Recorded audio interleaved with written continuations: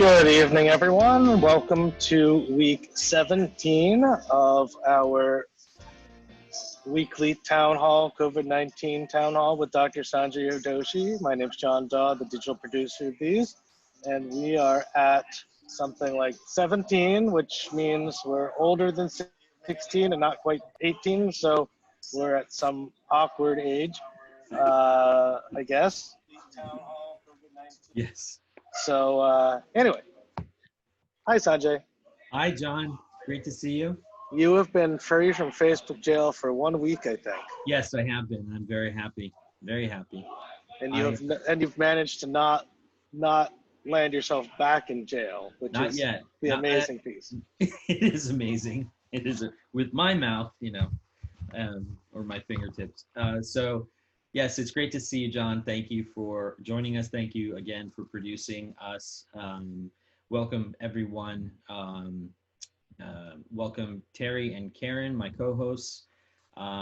Today we will be focusing on children and COVID, and this week's topic of great interest and debate, which is the reopening of our schools, how kids are doing overall now that even camps are open, how camps are doing and faring as perhaps a bellwether for what will be occurring very soon in the next month and a half. So as John mentioned, this is week 17. Many of you have joined me for most of these weeks, and I really appreciate that. I appreciate all the questions you guys have been sending in. Sometimes I just don't catch up before we have to start this in order to address all of the emails or print out the stuff that you guys may have sent in. So Terry and Karen are here to help me collate the questions as they come in over Facebook or as they come in through the Zoom question and answers panel. So you will see at the bottom of your screen, if you're on your PC or Mac, a Q&A icon. If you click that, you can put your question in the queue. Karen will then alert me when a question is asked and may be relevant to what I'm presenting at the time. So Karen also collates the questions in the event that a number of you have kind of the same question. She'll assemble them 2 or 3 into one and address it to me at the right time. Terry, as I said, monitors the Facebook and also tries to keep me on track. Always interjecting with humor and keeping us smiling through all of this. And there's a necessity to that, especially in weeks like this where the news has not been good. And so today, please just go ahead and use that button for asking questions. And as with all weeks, in the recent, I guess, 10 weeks, we do a post show. So as soon as the Facebook live stream concludes, we switch over to Zoom, and all of the attendees are invited to join for a virtual face-to-face with everyone else, and we have a conversation. So as you may know, we try to keep all of the discussion in this venue, specifically in the town hall, apolitical and strictly focused on the kind of science that is useful to everyday people. I may trip up on that, and so I have everyone around me to catch me. But so today, as I said, we want to focus on children. I have gotten a lot of questions from friends and family and Facebook and other social media about my opinion on reopening of schools and the debate in the political arena around the preparedness of the United States school systems to safely reopen and have the strategies in place from day one that would preclude them from perhaps having to close within a few months of reopening, which would be, again, quite catastrophic to the communities that these school districts serve, and of course the families and the children. So Last night I had a conversation with a family member who, unfortunately, or fortunately, has a very beautiful daughter who will be entering the first grade. Very bright, full of personality and intelligence and eagerness to learn. This young lady would like to join first grade very shortly at the end of August. And unfortunately, her school district, the preliminary plan is very light on details. And so mom had contacted me and we had a conversation about what my advice and recommendations are. And so before I go to the topics list, I just want to go over this story. So if your school district is in a rural or suburban location that has not been affected by COVID, it is very likely that they still remain quite unprepared for what COVID means to that community. And as a result, they may be light on kind of the details necessary to do the work at the physical plant level, which is the school location itself, in terms of what will be the ebb and flow of people into the building, what will be the ebb and flow of children between classrooms and between common areas. What does that mean? What kind of risk does that present? What kind of risk does that present to teachers and ancillary staff and visitors? And then obviously at the end of the school day, how to send these children safely back to their homes. And the guidance that has been provided by the CDC is extremely impractical when you try to apply it in various scenarios, especially in considering that our school districts are so socioeconomically disparate.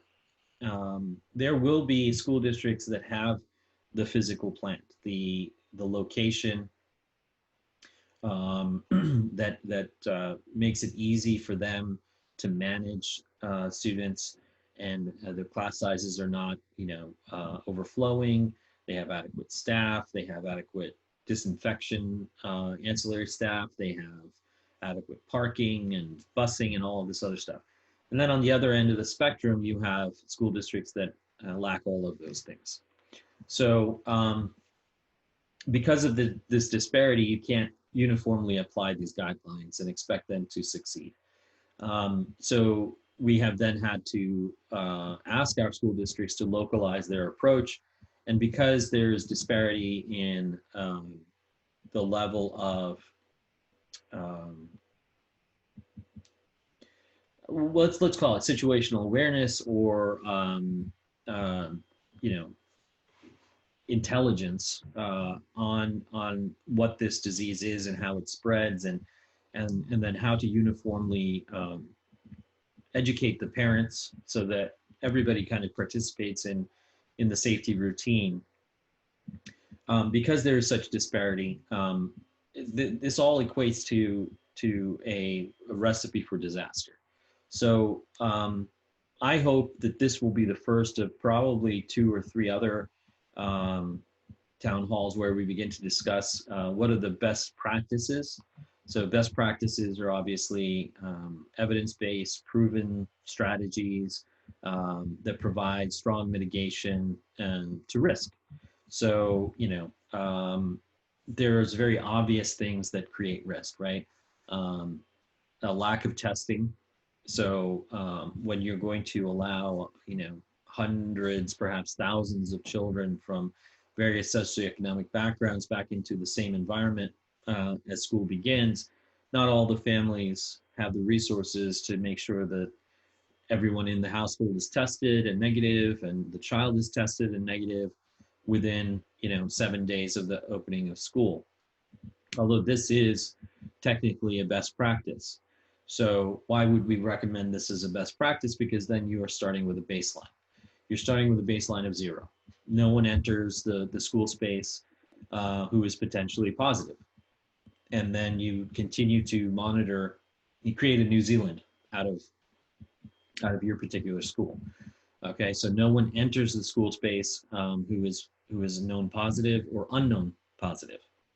I hope that's clear. Okay, with that baseline, you go day to day on testing and other strategies to ensure that you are able to create and maintain a safe environment for the children. Without this initial, this initial baseline first step, there's no guarantee that even in the first week or the second week, you will see an outbreak in some of these schools. So with that, let me just start the PowerPoint here.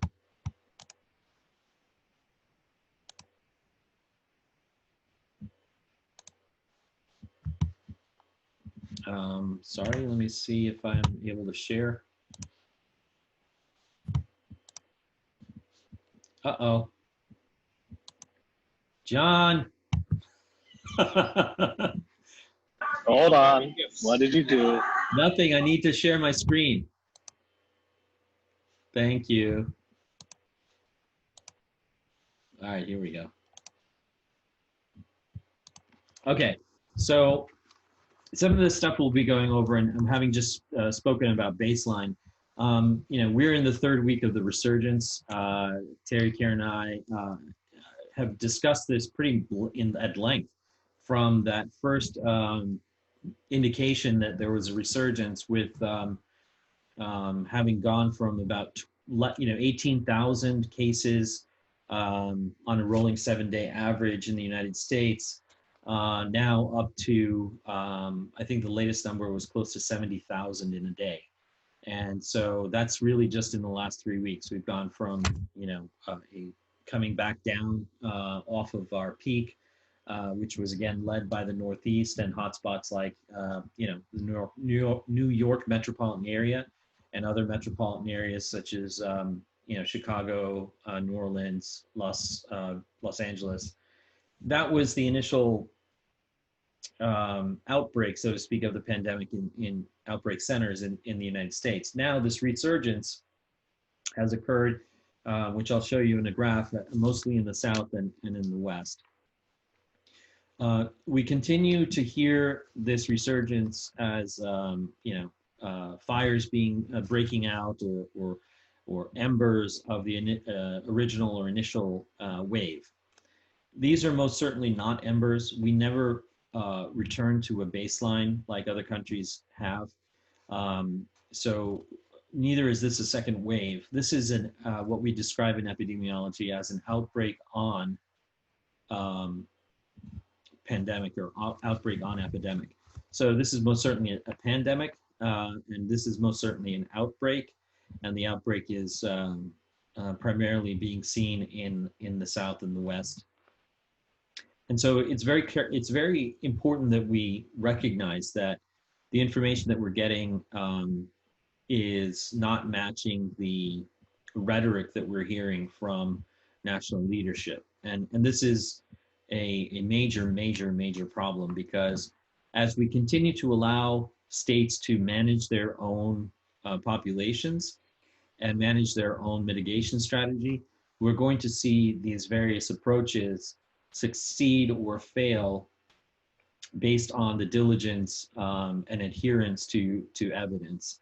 So as we have seen here proudly in northeastern Pennsylvania specifically, and in Pennsylvania as a whole, we have now surpassed 22 days of decline in our numbers, and our percentage positive rate on testing has remained below 5%. It is now at 4.2% statewide and at 2.7% in Luzerne County. So I would define us as being successful, and if I would invite other states to follow our model, whatever that model was or is, because the ones that are being utilized in Florida, Arizona, Texas, South Carolina, and other states clearly are not working. And so this now brings us to the topic of percentage positivity, which I'll cover in a bit. But our this week, especially, it seems in the news daily and often every day, has been the fears over what will happen if we reopen our schools without a national, uniform, best practice based, evidence based, data driven approach to that works for every school across the nation. And it will seem very, very strict. Like if I were to outline all of those recommendations right now, which I don't think I can, because of a lack of evidence and a lack of evidence on any guidance that we currently have, other than what we can derive from Israel and from Germany and from other countries that have successfully either kept open centers for children's activities, such as summer camps and even schools and things like that. You will see that the guidance that they have provided is very, very strict, and it is based on the availability of testing to all, the low cost of testing that they've established in their countries, the availability of personal protective equipment for everyone, not just healthcare workers. So it has a lot to do with our national supply chain when it comes to the necessities of addressing the pandemic. What is, the pediatric severity, and what studies show what kind of percentages? I'm sure parents who are joining us are very interested in learning about how pediatric COVID differs from adult COVID. And there's some good news there, but there's also a lot of reason for caution. We have seen in New York, after the waves of outbreak and even after the waves of adult deaths had peaked, children were affected to some extent, and some of those children died of a Kawasaki type of inflammatory response. And this is known as multi-systemic inflammatory response in children. And so we'll try to define that for you, explain what it is, what is Kawasaki syndrome, what are the signs that you have to look for if your kid has recovered from COVID and then suddenly starts to feel, quite sick, has allergy type of, an allergic or anaphylactic type of symptoms. And then we still really don't know, and I can't answer for you with certainty what age group of children will get it, who will get it, things like that. So the reason for that, the reason I can't definitively give you answers is we haven't studied it yet. We have not funded the studies or gathered the evidence on children. And that's really because, we're 5 months or 6 months into this pandemic. And here in the United States, I think our focus has been on 135,000 people having died. Nearly, what's our count? 3 million in the United States? 3.2 confirmed case, 3.2 million confirmed cases, something like that. I don't remember. The official amount was a lot. Yeah, there you go. A lot. So, it's just, our focus has been on just getting some grip on treatment and addressing, how to prepare our healthcare systems who are seeing sustained and elevated, or elevated and sustained wave of COVID. So lagging behind that effort is the effort to actually understand how this is going to affect specific populations. And so because of that lack of evidence, I can't give you a lot of answers yet. Okay, what are school best practices? And I just outlined some here because I needed to throw them onto a slide and put them up on Facebook about people asking me about best practices. Just 1 second, please. Rocket. Oh, it's burning. Oh. Why are you? Where's John at? The menagerie acts up every now and then. Yeah. Yes. The canine menagerie. Yeah. Parents are asking, should we avoid sending our kids on the bus? Our school district is talking about having some kids come in and some kids online during staggered weeks, and they're asking about cohorts and bubbles and things like that. So if there are any questions about that, I hope to cover those topics and just really open it up for ideas that you may have heard that are sensible, so we can kind of gather a corpus of good ideas here. Okay. So I usually pause after the topics list and ask if there's any questions in the queue. Oh, yes, we have a few questions. Okay. We have 2 vitamin questions. Okay. So Carol is asking if there's any link between a vitamin D deficiency and COVID deaths. And then someone else is asking regarding vitamin D, how much can one take per day? She Okay. can only 5,000 IU capsules. Yeah. Okay. So vitamin D, it's a very good question. We have covered how supplements will help you if you get infected, but there are no known supplements that are prophylactic. So what does that mean? That means that you can't take vitamin D even at 5,000 units a day, and zinc and manganese and vitamin C, and then expect to have some level of protection from getting COVID. That there is no evidence for that. However, there is evidence that people who are chronically vitamin D deficient, and these are people, we can actually kind of make sense of it. People who live in nursing homes, the elderly who don't get out much, who don't supplement, who may be suffering from osteoporosis undiagnosed and untreated. These are the ideal candidates, so to speak, for COVID to do its worst damage.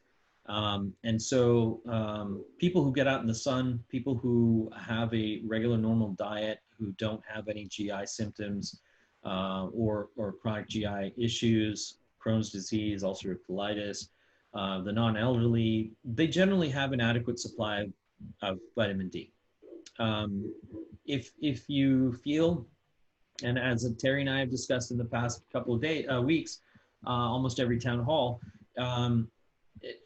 preparedness is great and nourishment is great in an era where you're constantly at risk for getting COVID, for getting sick. So that means, do I recommend taking 5,000 international units of vitamin D? Yes, I do. But an excess of vitamin D is not going to be better. So more is not better here, especially with fat-soluble vitamins. You can take as much vitamin C as you want because it is water soluble, and your body will eliminate it through the kidneys and into your urine without detriment. So other than possibly upsetting your stomach with huge amounts of vitamin C, which is ascorbic acid, which is found in orange juice, and as I said before, I would prefer anyone who's taking my advice to take their supplementation as much as possible through natural sources. So instead of popping a bunch of emergency packets, drink more orange juice, drink lemonade, do something so that it makes it enjoyable. It makes it a habit and a routine. You can easily get vitamin D enriched milk, and take your extra vitamin D through that. If you can't do any of those things because you do have some GI issue like lactose intolerance or other problems, then the 5,000 international units, anything that is not more than double the daily recommended allowance set by the USDA, would be great as a method to prepare your body for the event that you might get sick. And if you get sick, you have adequate stores of vitamin D, which will help you fight COVID more efficiently. If you have an adequate store of zinc, it will help you produce the requisite enzymes, proteins, antibodies to fight COVID. If you are zinc deficient, then it will be harder to fight off COVID. So again, to recap, there's no amount of vitamin D that is protective. There is an excessive amount of vitamin D because any fat-soluble vitamin does get stored in the liver. So do not take an excess of vitamin D. Do not take an excess of vitamin A or E. they can cause, over an extended period of time, liver damage. Vitamin B and C are water soluble, and they're totally safe. Take as much as you want.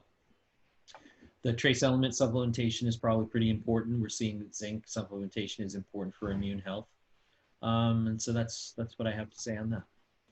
What was the other question? Oh, they Well, were combined. I do have a question. So I have not been wearing my rings because I'm washing my hands so much, and Yeah. I'm basically staying at home. Well, Gregory said that he has friends in India and they are telling him not to wear rings and wrist watches. Do you know, have you heard anything about that? Do they think that the virus could get trapped under there, or have you ever heard any talk about that? I specifically have not heard that kind of recommendation or advice. I would say that it is easier to maintain hand hygiene if you're not wearing your rings and not wearing a lot of jewelry.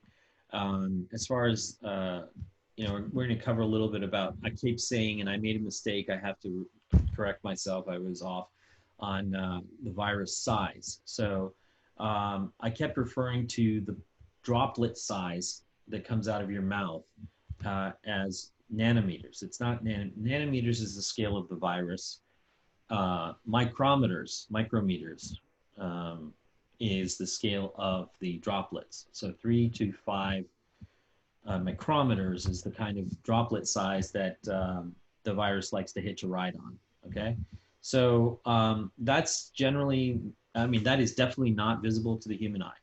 That's highly aerosolized. It's very, very tiny, and that can definitely fall on certain surfaces that may have a tendency, to stay around for a few hours, 3-6 hours.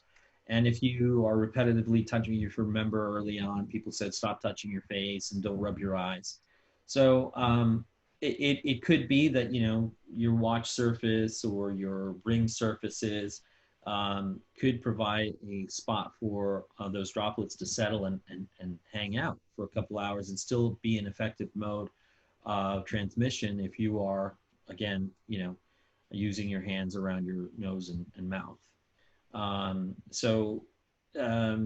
Hand hygiene, if you're not washing your hands as soon as you come back from not being in your house, like you've gone to do grocery shopping or gone to do whatever else, once you return to the house, you should wash your hands. That should be a habit in this era. And during that time that you've been out, if you are wearing jewelry, it would be a good idea to take it off and also drop it in soapy solution so that it dissipates any of the droplets and virus that could be hanging out on it. But to make it, to feel afraid to wear your watch or jewelry, that's a different story. I wouldn't feel afraid to, but I would be a little bit extra careful about sanitizing it once you're back to your home environment. Very good, thanks. Yep. Okay, so back to the slide deck here. Okay, so this is not good, guys. We were doing just fine for the period shortly after we hit peak here. This peak this entire peak was driven by the Northeast. So all of what you saw from March 16th through the end of April was, the New York metropolitan area, mostly, about 60% of it was in the New York metropolitan area. Another 30 to 40% was contributed by the other urban centers like Chicago and LA and in the Pacific Northwest as well. And then we were successfully mitigating, not as successfully as other countries in Asia and Europe, but at least we had our own American style, slow and steady mitigation going on here. Then it looked like right at the 1st of June, things changed dramatically. It went from steady declination of at least 4 to 5 weeks to then a massive increase. And this massive increase has now resulted in having a 1-day total of I think it was 66,800 was the number, and people were rounding up to 70, but essentially probably 70. I mean that was the confirmed cases. Now, one of the things to note about this graph is what it's hiding and not what it's showing. What it's hiding is the fact that on that peak day when you had 66,800, you actually are looking at about 660,000 people who are infected on that day. Okay, because we know that the actual confirmed count belies an additional tenfold number of people who did not show up and get tested in the previous 7 days. Okay, so the other thing that you're showing here is the test results showed up on that day. They could have been tested the day before. They could have been tested 4 days ago. I mean, prior to that number. They could have been tested 10 days prior to that number. Okay, so it isn't instantaneous. That day doesn't actually mean that day, we had that number. It just means that day, that was the tally. Okay, so when you see that number, you actually do have to consider that about 10 times that number are actually infected in the country. Also, you have to assume that 10 days forward from that date, in fact, at least 10 days, I would say that the asymptomatic carrier window is between 8 and 14 days. So let's just call it 10, okay? 10 days into the future of that number, there will be, or there are, take that number and multiply it by 0.4, because 40% of adult cases are asymptomatic, or approximately that much. So you then have carriers. You have asymptomatic carriers who are walking around and are infecting others, okay? Which will bring us to the question of what is percentage positivity and what does it actually mean? Because I believe that we're now settling on a metric that is truly meaningful. The rolling 7-day average of percentage positivity is actually probably the best metric we can use to say a specific geography is undergoing a loss of control, or other word for it is an outbreak. My word for it is a massive inferno. Anything above a percentage positivity of 5% is a lack of control. Anything above 9% is an outbreak. What is that? Well, these numbers don't mean much until you put them in context. And let me put it in context. Florida is now suffering 21.7% percentage positivity on a rolling 7-day average. The World Health Organization and EU targets are for a region to have less than 5% percentage positive. Texas was at 16% and has now dropped to 14. Arizona was at 17% and has now dropped to 11. But that's still double and triple the recommended numbers for a measure of control, for the key performance indicator, KPI of control. So again, we're circling eventually back to children here, but I wanted that metric to stick in your head now, okay? I want you to understand that the key performance indicator metric of value is now percentage positivity on a rolling 7-day average. If you're sending your kids back to school on September 1st or August 25th, whatever, and 7 days prior to that date, the percentage positivity is above 5%, keep them home. That's my recommendation. Until your geography and your district, your school vicinity has a rolling 7-day average percentage positive tests less than 5%, it is not safe for you to send your kids into school. And in fact, if an outbreak occurs in their school, that percentage positivity rate will rise very quickly from less than 5% well past 9%, because those kids are going to go back home and they are going to spread. Okay, and then the region, the district, the locality, whatever you want to call it, is going to be dealing with the nidus of infection, the nidus being your school. I hope that makes sense. Okay. Wisconsin creeped up to 7% now. We're trending up. Okay. And we were added to the New York's quarantine list if we travel to New York.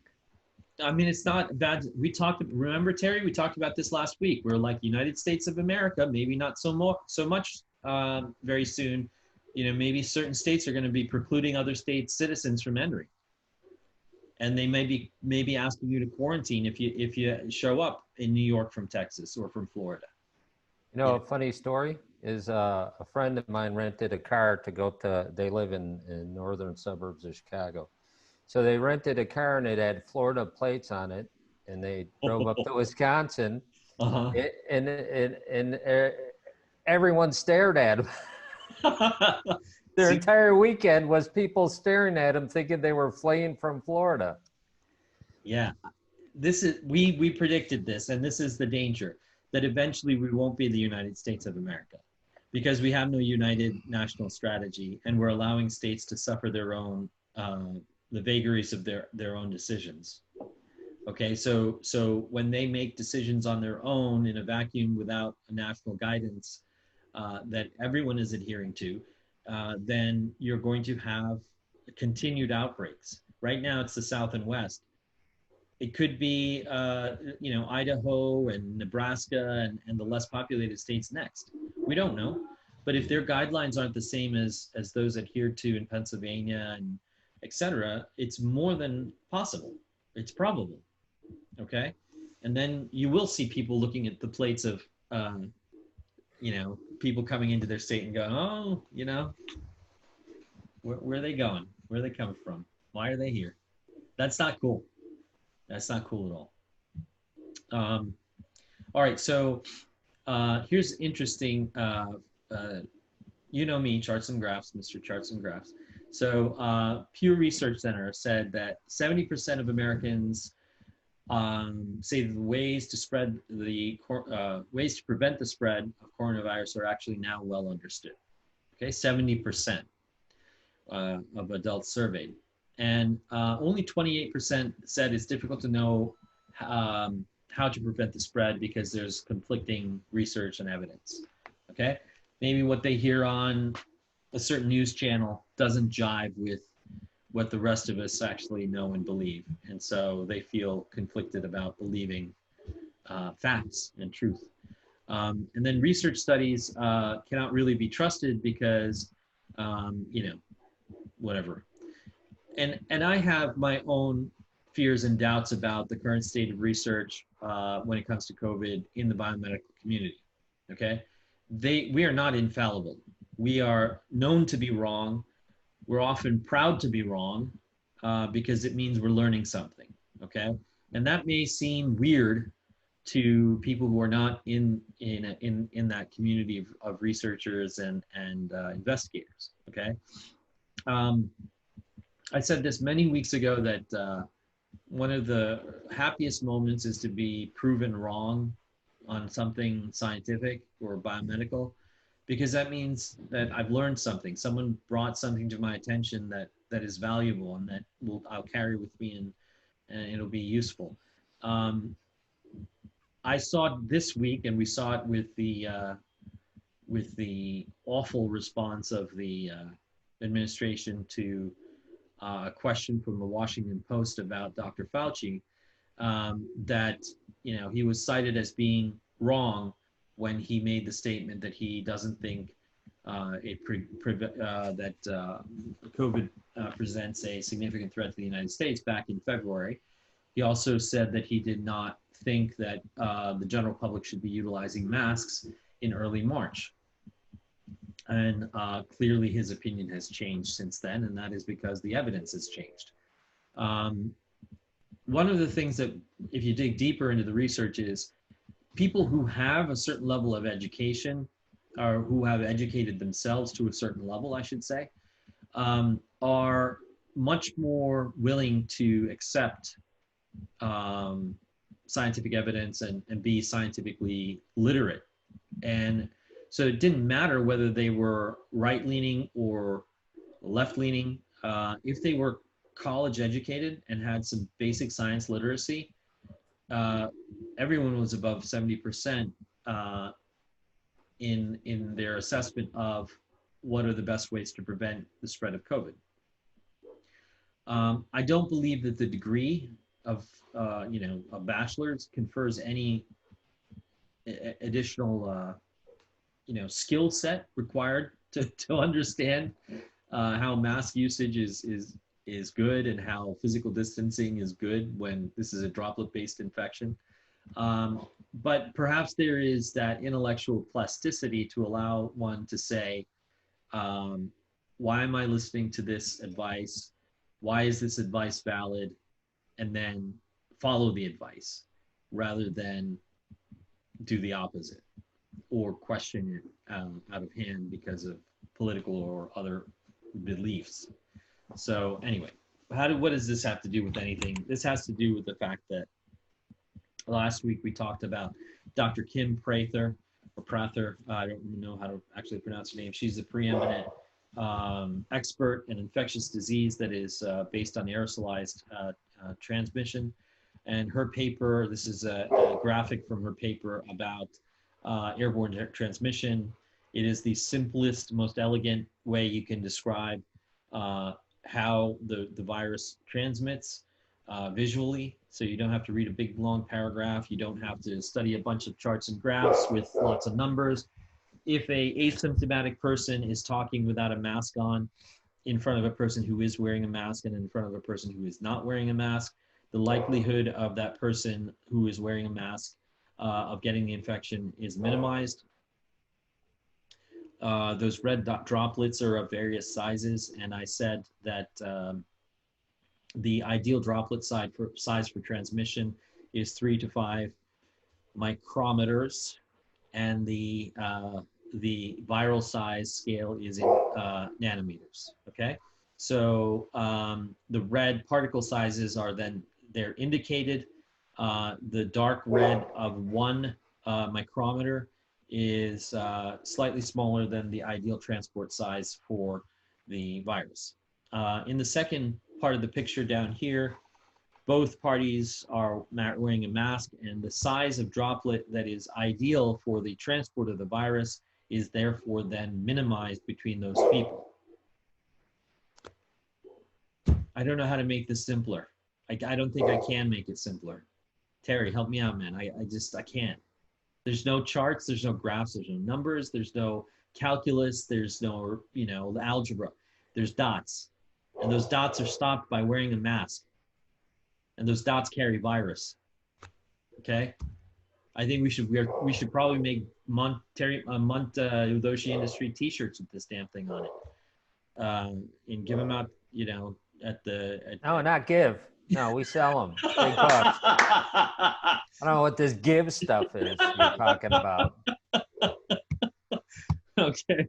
And so that's how mask usage minimizes exposure. Over here, we have the power of what Dr. Racimus would prefer us to say is physical distancing. And that is that, something wrong? Oh no. Hold on 1 second. Yeah. Since John's away, Karen, you got to dance. Oh, you don't want to see me dance. Yeah. It's all good. So you caught Sanjay's nanometer mistake, didn't you? I saw it. I wasn't going to point it out. Though we did point out the H word today on Facebook. Indeed. It was shocking. I couldn't believe he did that. Let's see. Cindy Lacey says she's going for an antibody test tomorrow at LabCorp.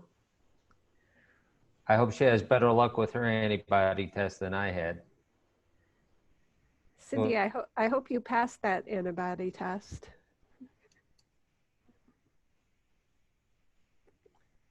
like the president, you can do it perfectly. We actually, we're having a little bit of a backup in getting a test here because it was really easy. And now I heard that people have to wait at least a week to get a test. Yeah, we're having a backup everywhere. Yeah. So I I've apologize. heard, I was going to say, I've heard waits in Texas really 7 to 10 days. Yeah, and they're increasing. We're seeing some wait times as long as 18 to 20 days for results. Oh, That's helpful. Yeah, yeah, exactly. So what happens is they're so backed up and they're running out of reagents that they just backlog them, and then when reagents come in, they're able to then process them. So it's not even just that, you know, accessing the test, it's getting the results that's getting backed up. So again, that speaks to the fact that we have no national supply chain strategy when it comes to testing. And that came up because someone in the questions stated that they were going for an antibody test. And so we started talking about that while you. Okay.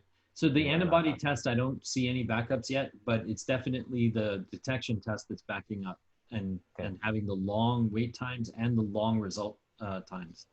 And that's happened over the last 10 days. Yeah. Okay, so, you know, to finish up on this slide, it's just that, again, this is, you know, some math involved here, that if you do nothing, okay, and just go about your day in a environment that has high prevalence and high incidence of COVID, to the extent that it's, and this goes back to the old debate around R naught, there is a difference between R naught and R effective. And we talked about this, I think, maybe 2 weeks ago. R naught is in an environment where there is no interventions, okay? The virus is able to do and infect and go about its natural history and its natural replication cycle without the barriers of intervention. Interventions are, you know, any vaccinations, any awareness of the population that that they are being subjected to an infectious agent. They just go about doing their thing. So the R naught for this disease, and for the sake of argument here in this chart, is that R naught of 2.5 is what happens when COVID hits a population. Okay, previously uninfected population, nobody has antibodies, nobody has a vaccine. And so, you know, that happens in the course of a few days.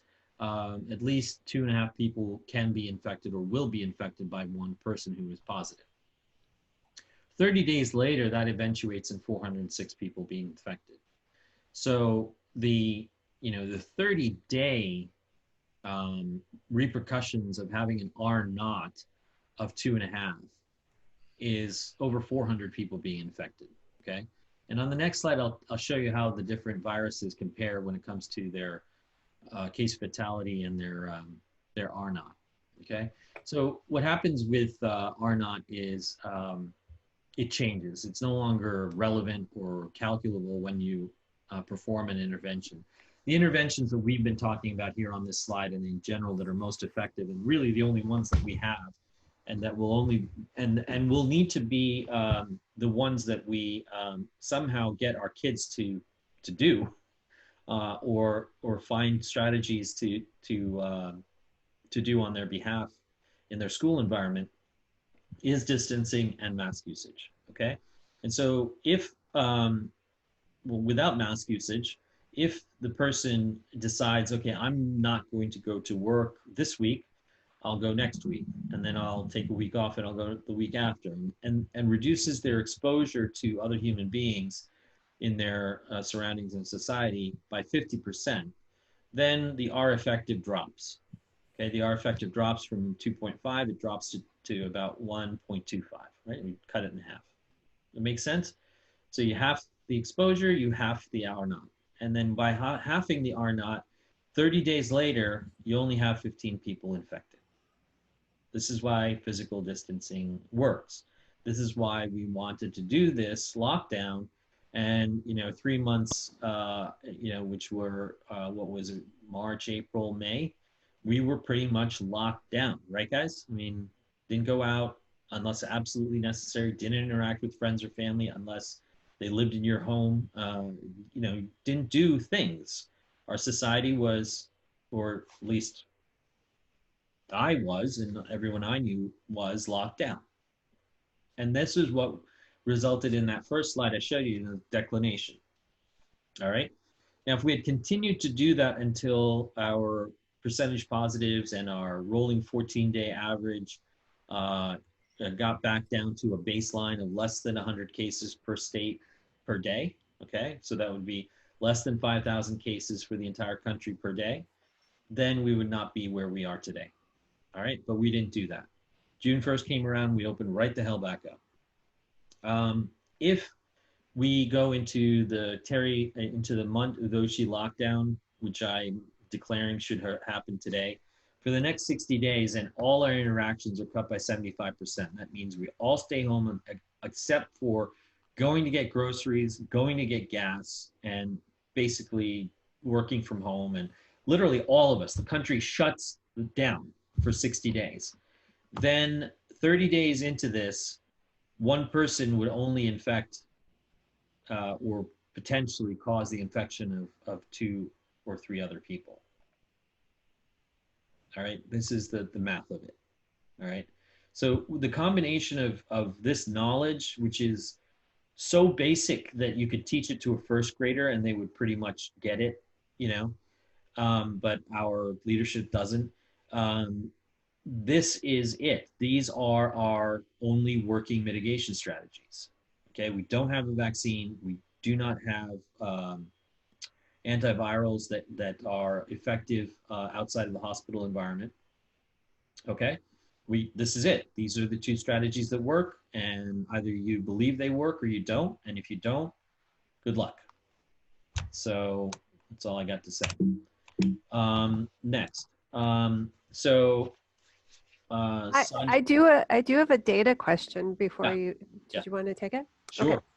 So Jenny had asked what any thoughts on the new directive for hospital state data to bypass the CDC would mean to what is shown to the public.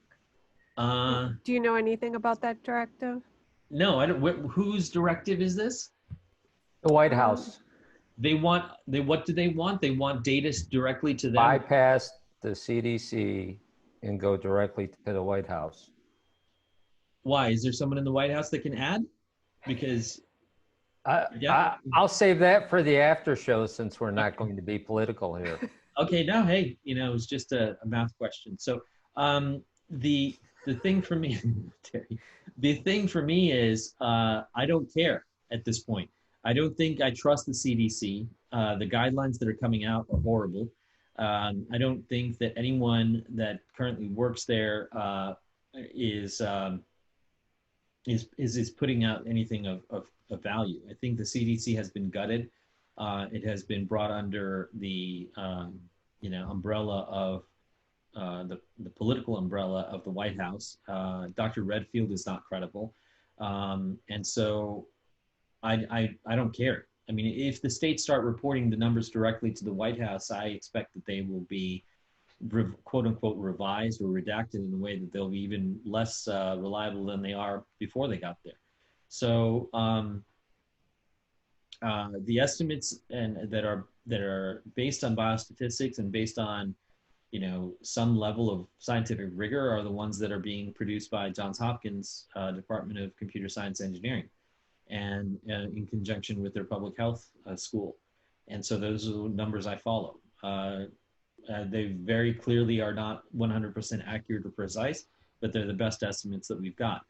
The fact that a private institution has to be the one that steps up and provides information of value, and our own CDC is not doing so, speaks volumes about where the US government is right now in the midst of this pandemic. So that's my answer. The scale, because we kept talking about dust particles, and I'm like, Karen, we got to do something about this dust particle thing. People know what we're talking about. All right, so the atom is. Oh well, now that I see a frog egg, that now it's more clear to me. The frog egg is very Well, come on. That's very helpful. We've all, I mean, if you live at where we live, you've all seen the, frog eggs in the springtime, right? In the local ponds, maybe not. Okay, so atoms are at the scale of 0.1 nanometers. Okay, the buckyball, Buckminster Fuller, if that means anything to anyone, is a ball that is made up of 60 carbon atoms. That's 1 nanometer. Lipids, which make up the outside portion of the virus and also your cell membrane, are around 2 to 3 nanometers. And then the poliovirus, which is actually on the larger side, is a little bit above 10 nanometers. So between the proteins that you see in the intracellular part of your cells, the ribos, all the stuff inside your cells, okay? That's at the scale of about 3 to 5 nanometers, which is also the scale of what the coronavirus is, or its pieces as they come together inside of your cell are. And then once they leave your cell, okay, now the flu virus is much bigger. It's closer to 100 nanometers. So that shows you a difference in the scope and the size. Different viruses are of different sizes. The smallpox virus is much bigger. Bacteria tend to be 1 micrometer scale, and the red blood cell is around 9 to 10 micrometers. All right. Large cells like epithelial cells in your respiratory system are about 100 micrometers. And so we're talking about 2 orders of magnitude between the, well, I'm sorry, not 2, 5 orders of magnitude between coronavirus and your epithelial cells. So again, that's hard to put in your head, but one virus can infect one respiratory epithelial cell and produce around 1 million copies of itself. Okay, so the 1, 2, 3, yeah, 1 million copies of itself. So, and then when it does, it's hijacked the entire machinery of your cell. It causes a cell to kill itself, and then it breaks loose from the cell's membranes and interior and into the extracellular space, and then it goes on and infects all the cells next door. And that's how it spreads throughout your respiratory system. The initial infection begins in the upper respiratory system. That's why a lot of people complain of the loss of smell and taste. They also complain of a dry cough. It starts in the upper respiratory system, and then eventually descends to the lower respiratory system, and in the most severe cases results in pneumonia and a disturbance in the architecture of the lungs. Okay? Yeah, this is the best diagram I could find. So where did dust particles fall? Dust particles fall around between a red blood cell and the animal cell, around 10 micron, a little bigger than 10 micrometers. Terry, your bifocals won't help you with this at all. No, I'm wrong. I wanted to say they're between that pollen molecule, that pollen thing, between the animal cell and the pollen molecule.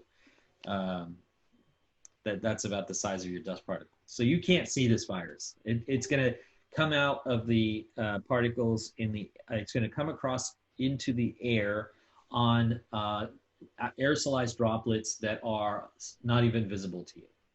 Okay? And it clings to those. Thousands of virus particles are going to cling to that one respiratory little droplet that comes out of a person's mouth when they're speaking. It's going to kind of wave in the air, and then if you're talking to a person without a mask on who is infected, who is positive for COVID, who has an increasing titer of virus in their upper respiratory tract, and you're also not wearing a mask, and you're talking within 3 feet of each other, these particles are going to easily travel on those aerosolized droplets and into your mouth and nose. And Dr. Prather suspects that as little as 1,000 viral particles are enough to be the adequate dose for colonization or infection from one person to another. So that could be as few as 3 respiratory droplets. So all it takes is, short conversation between a person who's not infected and a person who is infected, and all they need to be is between 3 feet of each other. And Okay. then Sanjay, I thought last week it was fascinating. I thought that you said that a virus, or do all viruses work this way, that the virus can replicate itself, go into a cell and replicate itself, but a bacteria is more of a issue of polluting your system? Did I get that right? Yeah, correct. So that's a good way to put it. So the viruses need to be inside of one of these cells. So it needs to come along, attach to can you see my mouse there? It has to attach to one of these extracellular cell membrane receptors. Then that causes a change in that structure right there that allows the virus to either inject its genetic material or enter the cell. Once it enters the cell, it hijacks all of this machinery that you see surrounding the nucleus.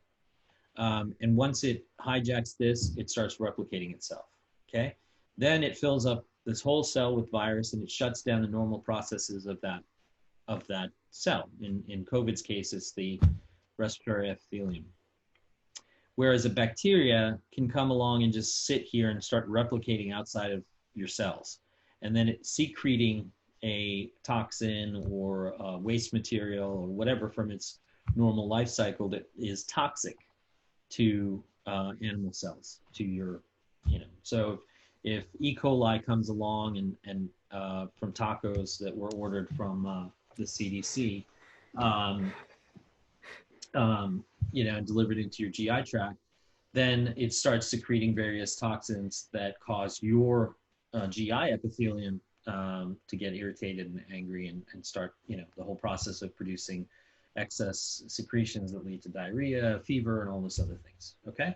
So bacteria and viruses are in different scale of magnitude altogether in size as organisms, and also different ways of replicating themselves inside of your body. Okay? Wow. All right, so I said that I would talk about this, and this is kind of fun for Sanjay.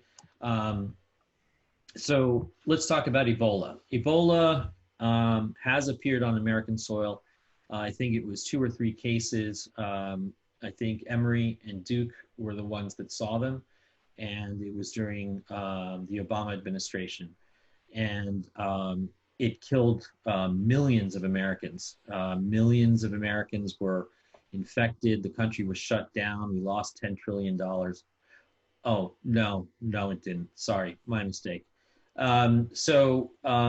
What happened here is control measures were put in place immediately and quarantine of these initial candidates so that there was no transmission to other people. The problem with Ebola is that it kills so quickly that it doesn't have time to transmit. Ebola's case fatality rate, as you see on the left here, is 50% overall. It's as high as 80% in reality, okay? And so, in an arena where you don't have access to rehydration or any supportive therapy, it will kill 8 out of 10 people that it infects. In the event that you do have hospital setting and ability for medical treatment, case fatality can be reduced to about 50%. MERS and avian flu, so basic reproduction number is on the bottom here, the R naught. So the R naught for Ebola could be as high as 5. We've seen it not be that high because of how fast it kills in certain outbreaks. It's been able to kill people in 3 days. So once they get sick, they get really sick, and then they don't go anywhere. They just lay in bed and die. And so that causes the virus not to be able to transmit so easily. The MERS and avian flu are very wide R naught, right? So some thought that MERS would be not very infectious, but actually the 8,600 people that it did infect, it had a very high case fatality rate. And again, MERS is a coronavirus. And we talked about last week how if you allow this particular coronavirus, SARS-CoV-2, to continue to mutate, it may find a way to become more deadly. It's already found a way to become more transmissible. MERS isn't very different from SARS-CoV-2. In fact, they're 99.7% genetically homologous. And you can see that this particular agent can be very deadly. And so can avian flu, which is also known as bird flu. You guys have heard of it with SARS-1. Tuberculosis has a very high R0 of 4.5. SARS is thought to have a R0 of between 3 and 4, and COVID is at 2 to 2.5.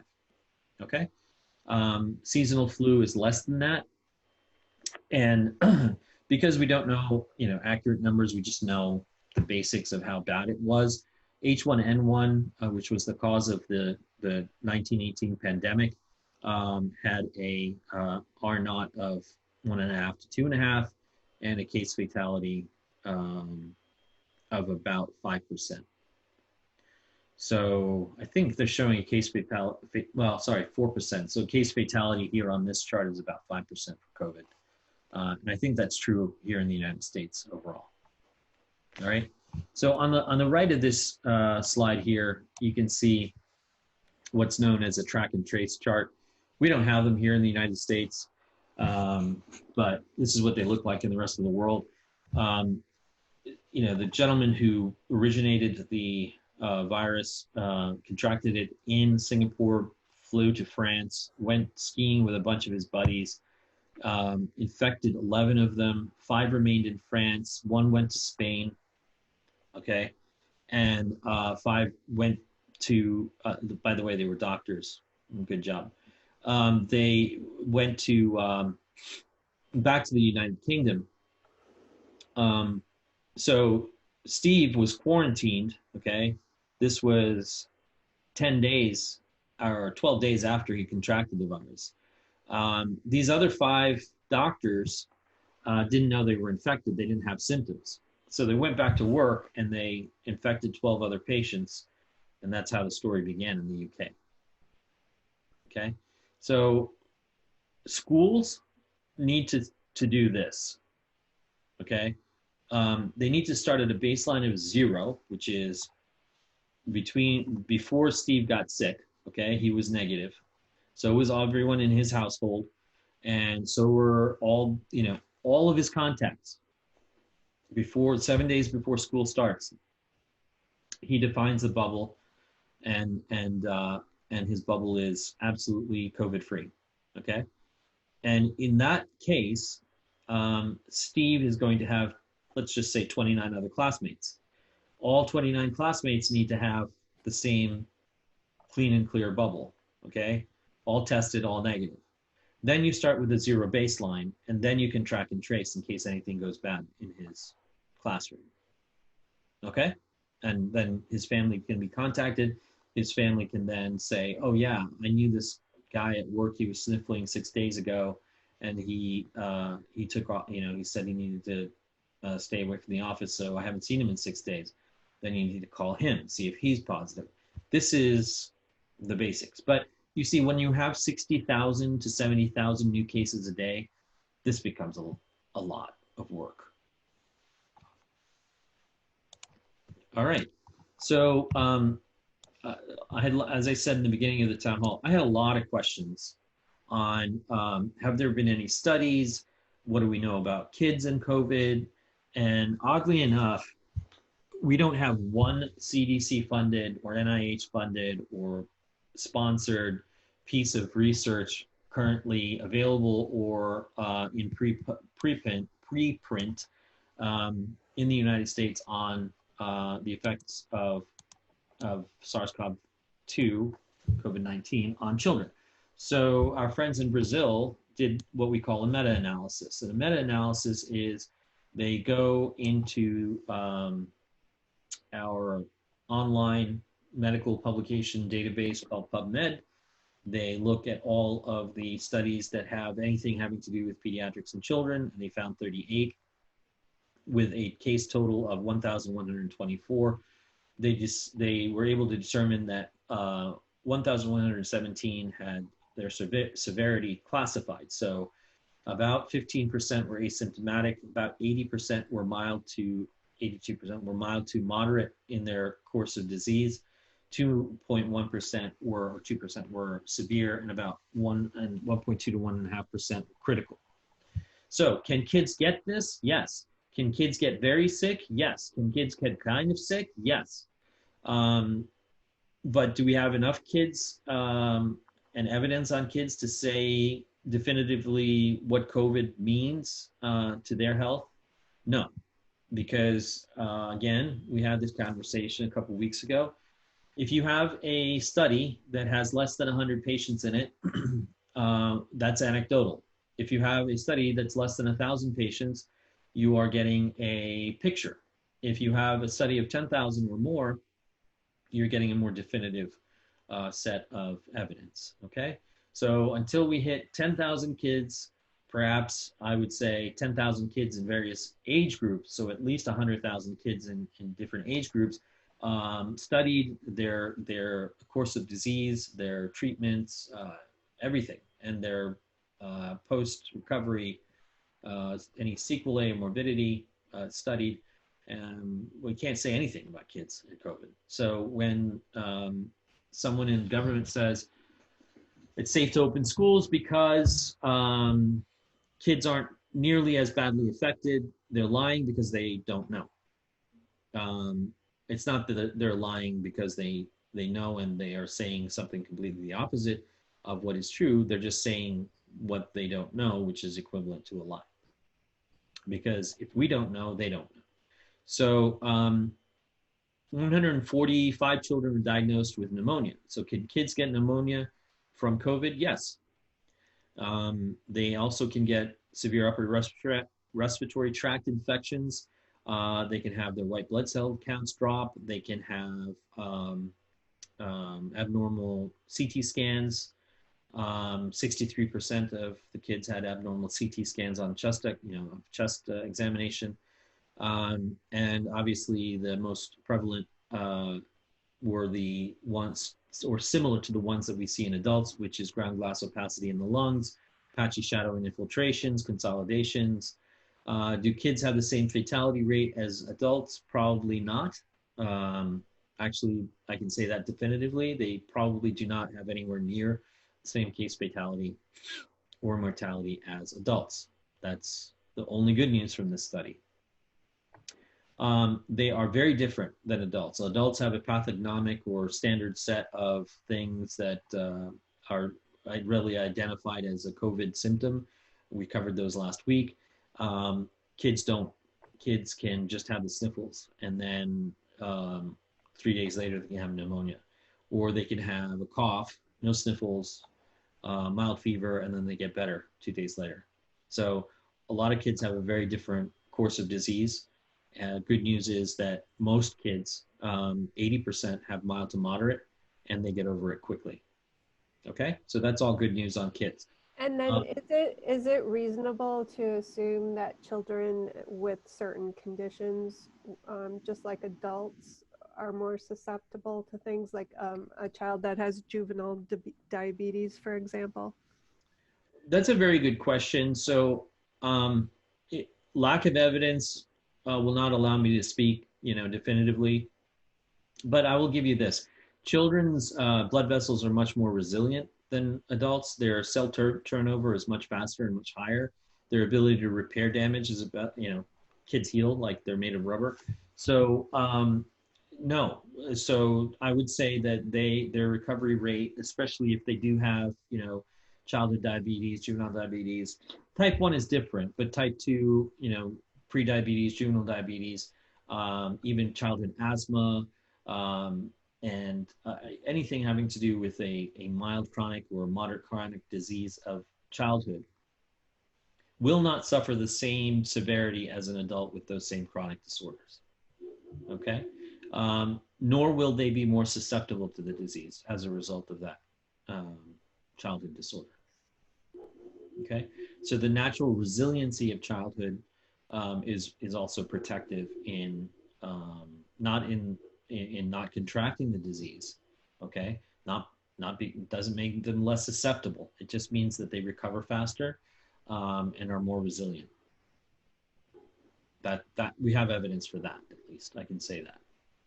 Okay. Okay, great. All right. So yeah, this is not good. None of the graphs I have this week are good. We've surpassed Brazil. India and Brazil are now driving most of the cases outside of the U.S. COVID has somewhat disappeared from Russia and been replaced with pneumonia. So we'll see how that goes. There you have it. Putin did it, you know. I don't know how he did Sort it. of like the numbers down in Florida. It's an amazing coincidence. It is. They just kind of magic. Wow. COVID goes down, pneumonia goes up. Yeah. Yeah. And then you just move the shells around, you know, see which one the virus is under. Yeah, exactly. They have a lot of shells in Florida. Yeah. So, yeah, not good, guys. But the startling thing here is to hear that we've done a great job and that we're in a good place and that everything is going well and that these are embers. That's startling. I mean, I was born in the United States. I was raised here. I was a CBS News consumer when Walter Cronkite was at the desk, when Dan Rather was at the desk. I remember Peter Jennings, and I remember news being reasonable and credible, if not always good. And now I've known for 30 years, I'm in my late 40s, but I've known for 30 years that the US government lies. Okay, that's not that. Terry, are you okay? I'm shocked. So that's not unreasonable, but this is Baghdad Bob level of crazy. Okay, this is, you know, we have defeated the Americans. They are turning and running from the walls of Baghdad kind of stuff. This is crazy. You can't look at this chart and say, I mean, how could you look at this chart and say those things? So would you say instead of embers, we have a strong bonfire going? Or no, this is a raging inferno. This is an inferno. Okay. Yeah, you don't want to be if you're within 100 feet of this thing, your skin will melt. So this is that hot. This is bad. This is a outbreak on top of a pandemic. There's no, like in the epidemiology textbooks, there's no chapter about anything this bad.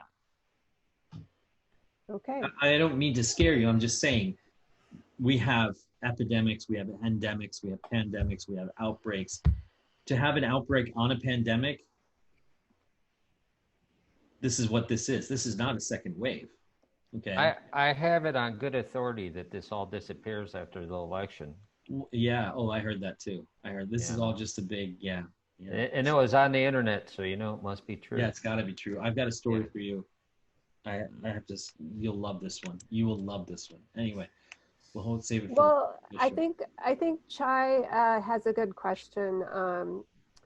I think she probably felt that things aren't going in the right direction, so she basically asked, "What should we be stocking up on, Sanjay? If we're at home, should we be stocking up on what sort of supplies besides food and prescriptions? Should we take an online first aid class? Learn to suture wounds?" I do have my new watch can read my oxygen level. Oh, good. So I think that's really handy to have. Is there anything else that you think that people should go out and get right now while the getting's good? No. So real quick, the answer is no.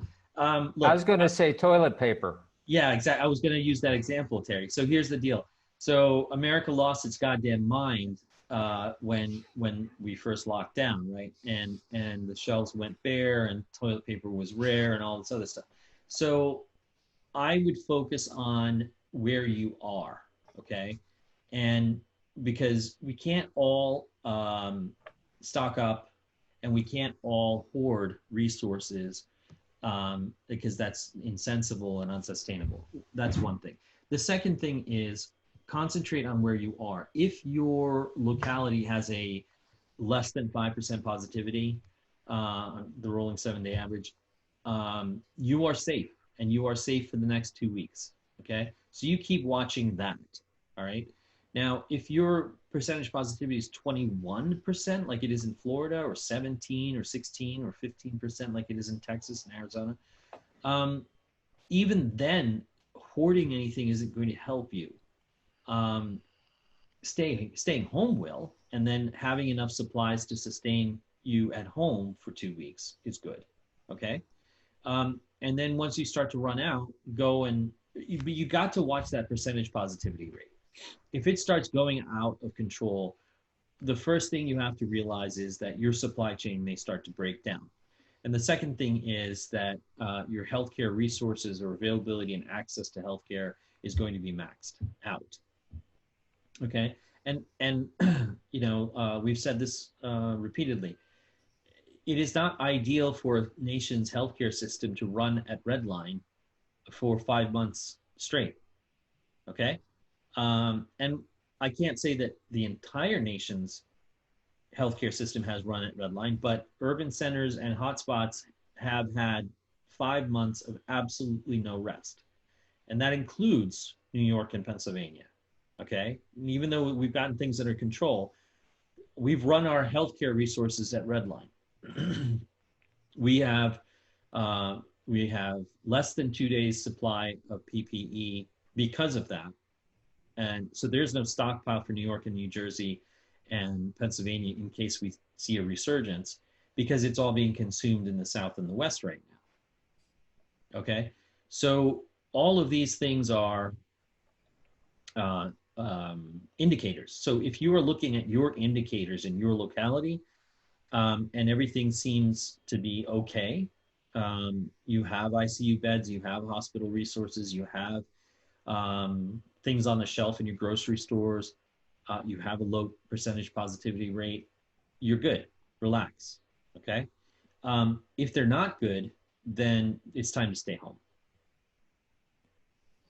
Right. What about, I was thinking about this, so our positive rate is 7% and it seems to be creeping up. I'm not that hopeful about Wisconsin because we are the #1 binge drinking state out of 50 states, and we, out of all the cities ranked, we have like 18 of the top 20 cities for drinking. So I'm thinking things are gonna look bad for Wisconsin. Terry's not familiar with the Wisconsin drinking culture, is he? He's never heard of that. I spent a couple of bad weekends in Milwaukee way back in the day. That's all I'm saying. Yeah. Well, I was thinking about going now to get my mammogram because I'm thinking it might get worse and I don't want to put it off for a whole year. Sure. Yeah. Do you think that would be wise to try and get in like dental cleanings, mammograms? Yes, I do. Okay. In fact, that's one thing that I held off on. I went and saw my cardiologist this week, and that's the story for the post show. But yeah, I held off for many months, and I went and saw him, and everything went well, and everything was fine.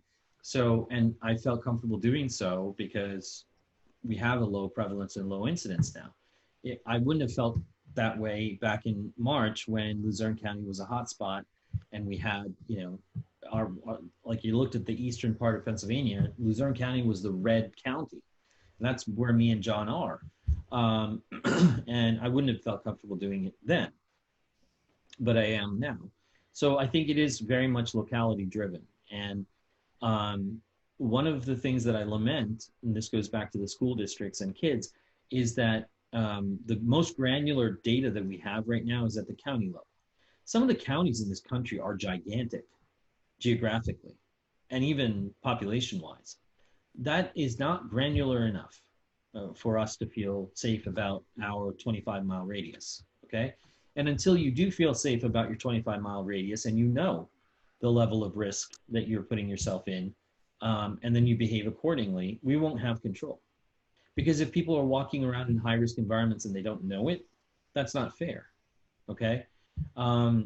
If we all behaved uniformly and we all had all the same guidance and recommendations and all the states implemented them equally effectively, that's a different story, but we're not.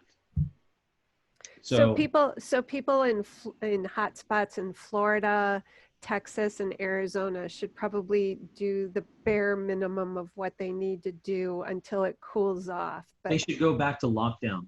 Yeah. I mean, even if there's no political will or guidance from their government for a lockdown, they should quote unquote self lockdown. You know. Yeah. Hey, Sanjay. Yeah. Hey, this is considered airborne now, correct? No. No, it's not yet considered. I had a question asking that from George Wright on Facebook. Yeah. And so we talked about it a little bit last week that a lot of scientists are trying to get the WHO to redefine it as an airborne virus or capable of airborne spread. I disagree with that. I also think that there's a completely different approach. If the WHO does declare it airborne, then our protocols for handling it in the hospital environment change drastically and dramatically. So I don't believe it's airborne. I don't think there's evidence for it being airborne. I believe that Dr. Prather, who is the preeminent leader on this type of transmission, is correct. I think her research shows pretty clearly that this virus needs respiratory droplets to transmit. It's not bloodborne. It's not sweatborne. It can't get from me to anyone else unless there is respiratory droplets involved. Okay, so what's the difference between airborne and aerosolized? Airborne is it doesn't need my respiratory droplets. Okay, I could sneeze in a room and 12 hours later, even after all my respiratory droplets have fallen to the ground, it's hanging out in the air and going up and down on the thermals in the room. Okay. It's light enough that it can do that. It's small enough, and then it can just hang out in the air so that somebody walks into that room 12 hours later and takes a deep breath, even without me being present, 12 hours absent from that room, they can get the virus like they do with measles, or they even get it with tuberculosis. That's airborne transmission, airborne, okay? But aerosolized it needs to be part of a droplet vector, okay? Right. And therefore it is really an aerosolized transmission that COVID is most efficient at. Well, then why do we wear masks in public spaces, even if there aren't a lot of people in and out of that spot, okay? If the last person that walked into that restaurant bathroom was an hour ago, why should I have to wear a mask in that restaurant bathroom? Because not all of those droplets have actually dissipated to the ground. Okay, 3 to 5 micrometer aerosolized droplets are able to just, as I said, hang out in the air for at least 3 hours before everything dissipates and falls to the floor, which eventually does happen because they are heavier than air. And I had one more and this kind of brings us back to the school. People keep saying keeping kids out of the school will negatively affect their immune systems. Will not being around germs because of COVID weaken their immune systems? Okay. So the immune system is a stimulus-based system, okay? It has a baseline. The baseline is to protect the body from any non-self invader, okay? What is a non-self invader? It's a bacteria, it's a virus, it's a parasite, etc. Innate and adaptive immunity are the two types. Innate keeps you safe from all the stuff that, could fall in your eyes and on your skin. And it doesn't involve this whole cascade of different white blood cells and things like that occur in the bloodstream with a more significant infection. So that's why you know that we have a human flora, which is both on our skin, in our mouths, and in our GI tract. Okay. If you go and live in Alaska and never come across another human being for 3 decades, that doesn't mean your immune system has stopped working. It doesn't mean that it's any weaker because you are not in contact with any human beings. It's still working. It's still doing its job of protecting you from bacteria and viruses and parasites and dust and dirt and all this other stuff, okay? So keeping kids out of the school for a month, a year, 10 years will do nothing to their immune system to make it weaker, okay? So it's just a lack of stimulus that, yes, I'm on, I know. Hold on, I'm fine.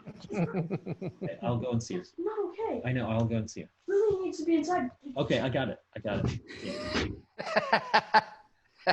Minor emergency. Oh, it's okay. I'm here.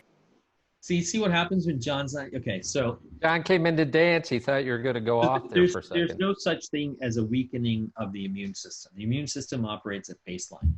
And its baseline is to keep you safe at all times, whether you live out in Alaska and you never see another human being, or whether you live in New York City and are around 1,000 people a day, okay?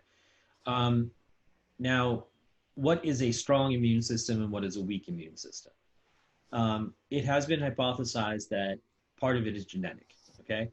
So there are children that we anecdotally see that always have sniffles and always have, something bothering them and get colds often and get sick often and have whatever issues. It may be that they genetically have a low threshold for infectivity. It could be something we call low complement syndrome. It could be whatever, okay? Eventually their immune system catches up, or they indeed take that with them into adulthood, and they indeed do show symptoms and signs of low complement and low thresholds for infectivity. They just have a genetically low threshold for infectivity. That's genetic, okay? Then on the other side of the nature, genetic versus nurture, which is exposure, is the what kinds of infectious agents are you constantly exposed to? When I was in medical school and I lived in India for a while, when I first got there, I had no immunity to the native viruses and bacteria. The first 6 months, I got sick constantly, just getting little fevers and little coughs and all kinds of stuff and GI upsets and stuff. And then about a year and a half into it, I could eat street food with all the rest of the locals because I had built up an immunity to the local strains of infectious agents. Now, if I take Terry and Karen to India, and make them live there for 6 months, they will also adapt to that environment. Their bodies will initially get sick and then build up the immunity to that environment. That's a totally different scenario than kids going to school and not going to school. So kids and COVID and infectivity as a whole, their natural immunity will be there. And I don't know, I think this is part of some sort of weird, conspiracy theory or just false bad information about, if we live in isolation, our immune systems are going to, fall apart and we're all going to get sick. It did kill off all the cavemen. So is that it really? Yeah, they all died. We did have those 2 doctors out in California. Okay, Remember? Was that? But they were proponents of that craziness too. Yeah, they said something about they basically gave wrong information about how your immune that doesn't. It's not how the immune system works. Yeah. No. Okay. I just wanted to mention to people that I found out my case positivity rate for Wisconsin. I follow the Wisconsin Department of Health Services. So every state should have something similar to that, and they usually have a Facebook page. So that's how I get information. And the news doesn't always broadcast their daily, they do daily updates using Facebook Live. So if you wanted to get information about your state, you probably do have a Department of Health Services. Correct. So just moving on through some of these slides, and then I can get rid of them.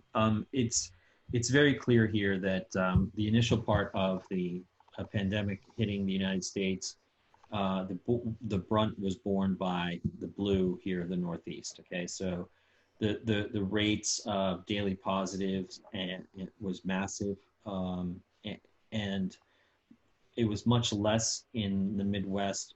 I'm sorry, in the South and the West. You can see in this early part of the pandemic. This was mostly driven by, as I said, New York metropolitan area, some in Boston, and a lot in Chicago and the Midwest. Midwest including, strangely enough, New Orleans. So this then is the situation now. The vast majority of cases are in the South, and the second driver is the West, with the Northeast contributing currently the least to the daily positives. The Midwest has a small growth over the last 2 weeks or 3 weeks, but the Northeast continues to kind of exert control. This means that those of you sending or contemplating kids being sent back to school, or in the Northeast, your level of risk is completely different from those who are in Alabama and Florida and Texas and Arkansas and the entire South for right now. Sending a kid back to school in North Carolina, South Carolina, Florida, I wouldn't do it. I just would not do it. I wouldn't do it if you were in Texas, okay? But we here in the Northeast are cautiously optimistic, but not overly optimistic, I should say, that we can safely reopen our schools. Can we reopen them 5 days a week with a full classroom and in normal ebb and flow of students in and out, teachers in and out? Can we do it without testing? Can we do it without baseline? No, absolutely not. It would be irresponsible to do so. It would be highly irresponsible. Can you guys do it in the South safely right now or in a month and a half? I don't think so. I don't think Terry thinks so either. So I've been saying it for over a month. Yeah, you have. Yes, you have. So, and it just, it doesn't make sense. It doesn't make sense to charge forward.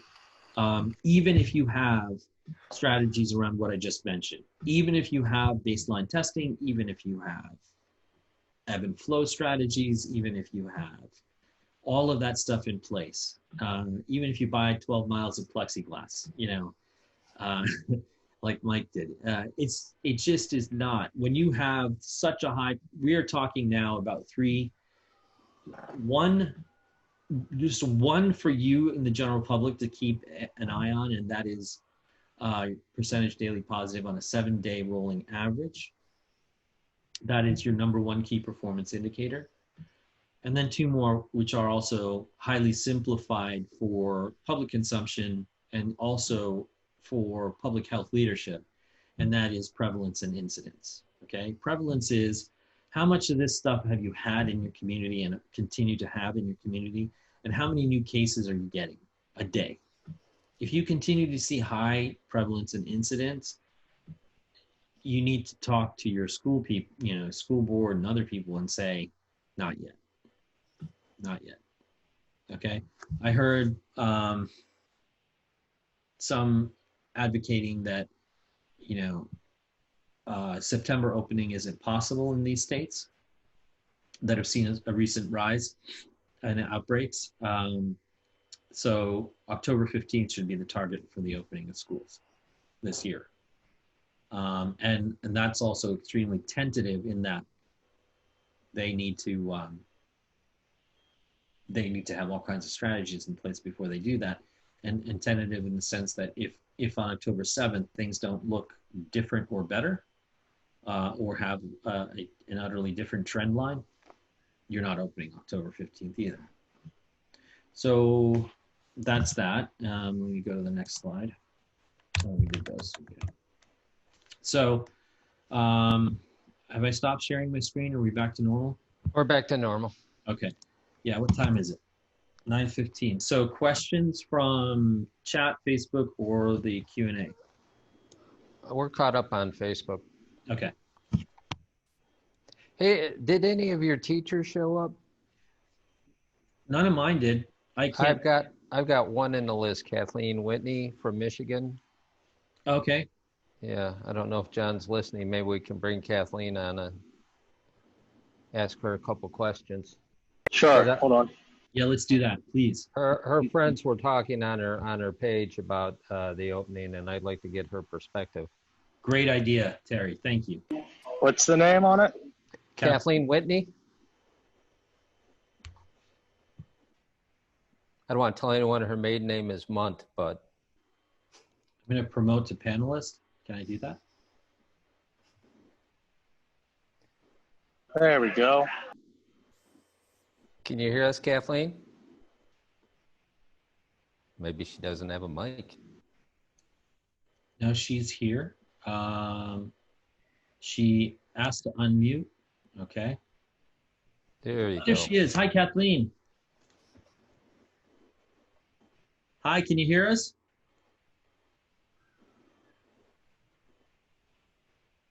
I can see her. I can't hear her. She's trying to figure it out. Okay.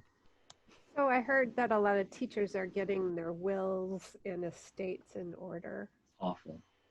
How There scary she is that? I can see her, but we can't hear her yet. She's calling in her IT staff. Okay. Her 14-year-old? Yeah. Good, good. On the bottom of the screen, Kathleen, there'll be a mute button that might have a red line through it.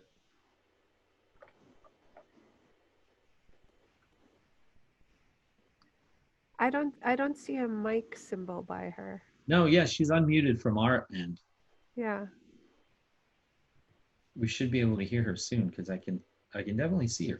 Anyway, so we'll wait for her. But I've been talking to a couple of my teacher friends, and as I said, they are in the midst of planning meetings on, not in person, but Zoom planning meetings, and it's they're really scared. They're really scared. Jenny is saying August from Atlanta.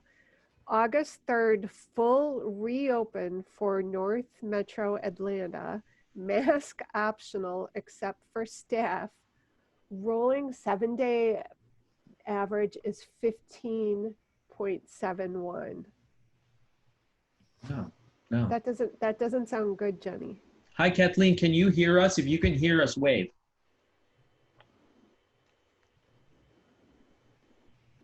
Kathleen, can you hear us? If you can hear us, wave. And then we'll work on her audio. Okay. No, that's ridiculous. That can't, Jenny, we give thumbs down to Atlanta's plan. I'm sure you're not shocked by that. She also said that Jenny Chertel said that it'd be homeschool for sure. Yeah. Oh. So here's a quick question for you, Sanjay. Like universities around here in northeastern Pennsylvania, they have shifted their school year up. So they have shifted it to start very early, like the August 3rd thing. John, my memory on this, like they're opening, instead of starting after Labor Day or around Labor Day, they're coming back like August 18th or so. And the justification that they're giving is they don't want to have the school year and the coronavirus issues possibly overlap with flu season, which I don't know if that makes sense, but that's the reason they're giving everyone. Wait, I don't understand. I will try to find it. Yeah. Do we have Kathleen? Kathleen, do we have? Yeah. Yes. Yes. You need to talk a little bit louder, Kathleen, for us. Okay. There Okay. we go. Sorry about that.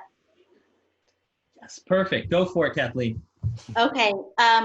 Well, Terry and I have just been communicating through Facebook about starting school. I'm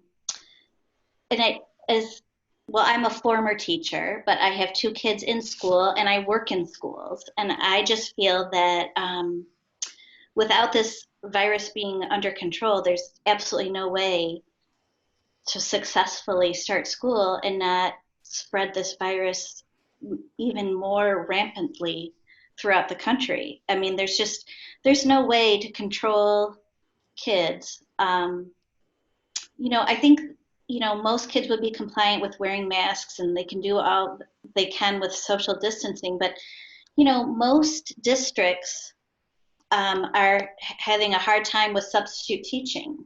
And so once a teacher gets sick, then what are we going to do? Once children get sick, do we then quarantine their whole class? And then do we quarantine all of their siblings? And then, it's just, once you've been exposed to it, there's no logical, reasonable way to control it within a school environment. That's my opinion. I have to agree with your opinion from a biomedical perspective, the medical being there are too many unknowns when it comes to children and the transmissibility, and the biological part of it is that COVID is weird in that and very unlike flu in that not everyone who has it and will test positive 4 days after contracting it will move all the way through the entire course of disease and feel, very severe flu-like symptoms and illness. Mm-hmm. We believe, and we don't have evidence yet for the hypothesis, but in general, the scientific community, the healthcare community believes that children are just as susceptible to getting the virus. They just don't go through the entire symptomatology like adults do. Right. So what does that mean? That means that we're going to put them in an environment where they can spread it to each other. That spread is going to be 1/3 less detectable than it is in adults, according to the research that we do have. And then they go home, and then they are in touch with adults, and those adults have to go to work. And then those adults are in touch with other adults, and then those adults are in touch with other elderly adults. So we could be creating nidus of infection in schools. And what I mean by nidus is we talked about this, and we had a diagram made for us by a friend of our efforts here, and I'll talk about her in a minute. But the diagram is about the ring of transmission, and there are different breakpoints in that ring of transmission that schools need to be aware of, like how does it get from person to person? If it's not in a person, where can it be? And then if it is in more than one person, it's called a nidus, right, in epidemiological terms. So probably, and we'll probably see research on this in the coming months, our nursing homes turned into nidus of infection. Mm-hmm. And they killed 45,000 elderly people in this country. This is the unreported, unaddressed, massive travesty in this entire last 5 months. So we've got 135,000 people dead right now as a result of this disease. About 45 to 47,000 of them are the elderly, and they died in long-term care facilities. Yeah. So the schools could become not a place of necessarily suffering and death like nursing homes, but definitely they could become a reservoir of infection. Okay, So the risk of them becoming a reservoir of infection is only reduced if the surrounding community has a low risk. And that means if the percentage positivity, the prevalence, the incidence of the surrounding community is low, then the likelihood of the nidus being formed in the school is low. But then I have questions about whether I'm surprised to hear you say that you think kids will be compliant with masks, because I don't think they will be. I think they will be when they're in front of adults, but I don't think that kids are in front of adults all day. Right. Absolutely. Absolutely. I think, you know, somebody was asking me if a second grader would keep a mask on all day, and I said no, but maybe like fifth grade and up, they would. But and I think this is probably going to be, I'm probably going to develop controversy from saying this, but I have to say it. It is not healthy for a child to wear a mask all day. no. Okay. No. Because the mask itself can become contaminated. Right. You can't, you know, they and they're going to always be fooling with it and touching it, and then, you know, their hands are going to be. Kids are filthy creatures. I have. Oh my God! Yeah.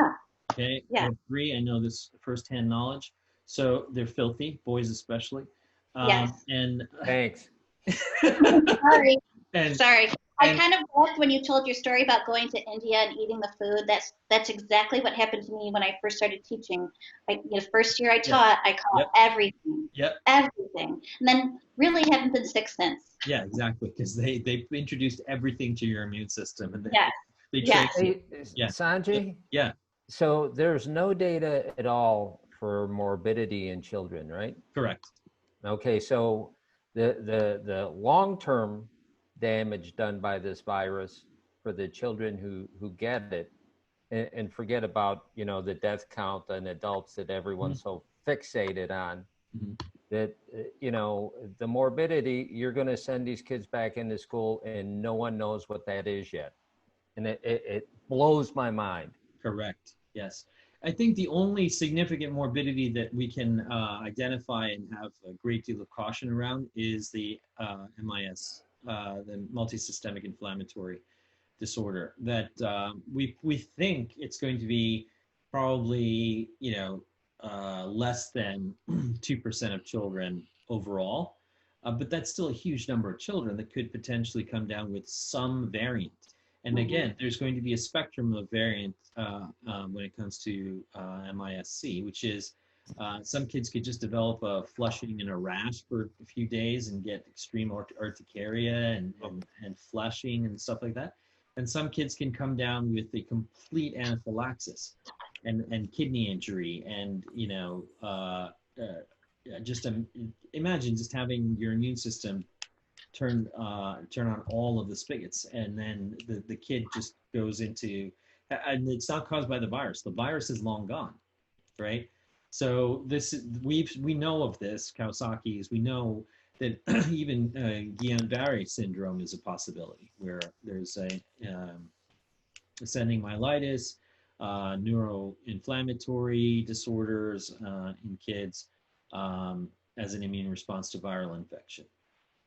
So that's down the road, right? that's after, you know, they've been hospitalized. That's not even what we're talking about, even though Terry brings up a very valid point, which is not knowing what this could end up causing them.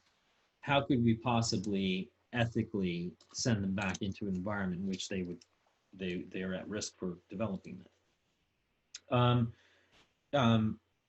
We don't know, and maybe we do need to do this a couple of weeks, or a little bit of each town hall has to be dedicated to kids and school, because right now, and this was us in the 3rd or 4th week of doing these town halls with COVID in adults.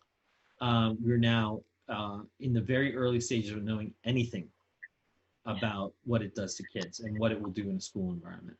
Okay. We now have anecdotal reports of a Christian camp in Missouri where 82 kids and their, what do you call them, their camp assistants or whatever came down. Counselors. Camp counselors have come down with it. Now, if I was running the CDC, I would have a team out there doing case histories on every single kid. right? Every single camp counselor. And I'd be monitoring them on a day-to-day basis. And that would tell us a lot. That would tell us a huge amount just from that one cohort, right? But I don't know if that's happening. They're making tacos. They're Exactly. making tacos. So I did see I did see a teacher say that so she has some kids in a classroom right now. I'm not sure. It must be a summer school situation and it must be a small amount of children. But she did say that the kids are wearing masks and then they're also wearing a shield. yeah, And the shield has cut down on them fiddling with the masks yeah, to a really large extent. So, I Sure. mean, that's just, you would think that you would hear some advice from the government about things like that, but we're all learning from each other, aren't we? yeah, we are. We're our own CDC right now, everyone. We have to look out for each other. So I did see that. Yeah. Well, Look. my children attend a small Catholic school in our community, and we just got the letter from administration talking about how, if we in fact go back to school, how that would happen and the things that they will have in place.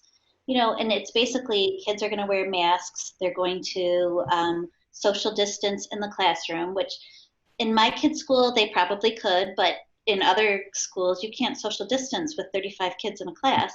I don't know how you can teach with 35 kids in a class, but go ahead. Well, that they should. That's another thing that the government has done to us. But I also think, like in their school, they're going to have, you know, plastic or plexiglass dividers on desks, and you know, all the desks will face the same way, and you know, so they're thinking about everything, and they're talking about how throughout the day the kids will clean their desks and all this, but there's just no possible way to do all of that and then teach and have kids learn.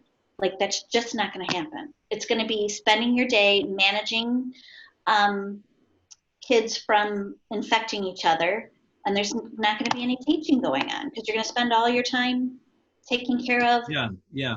So, you know, my classmate and friend who's a teacher and teaches 8th grade in North Carolina was also told that teachers are going to have to take shifts in the morning and in the afternoon riding the bus to ensure or to enforce mask and distancing. So what is it that they're not asking the teachers to do? Clean toilets?